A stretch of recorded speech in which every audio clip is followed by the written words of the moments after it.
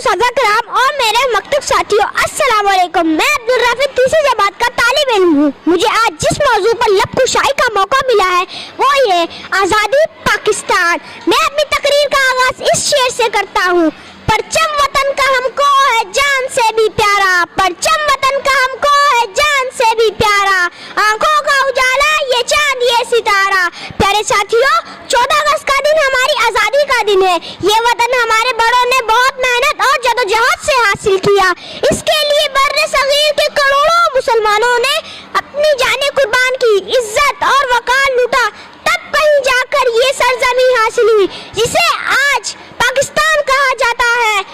शायर ने अपने पाक वतन के लिए क्या खूब कहा, आने न देंगे अपने गुलशन में हम खिजा को, आने न देंगे अपने गुलशन में हम खिजा को, जन्नत बनाएंगे हम ये पाक गुलसितां को, रंग देंगे अपने खून से इस रास्ते वतन के, जलवे हमारे दिल में इसकी किरण किरण के।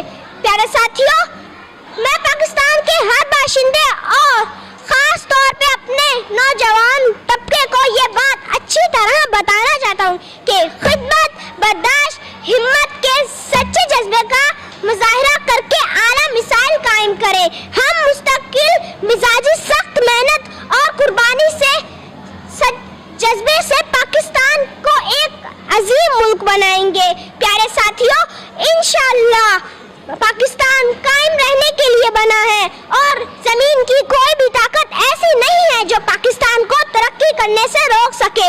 मैं अपनी तकरीर का इख्तिताम इस शेर से करना हूँ, तंजीम और यकीन की राहों पे हम चलेंगे, तंजीम और यकीन की राहों पे हम चलेंगे, आपस के प्यार ही से कायम सदा रहेंगे। पाकिस्तान जिंदा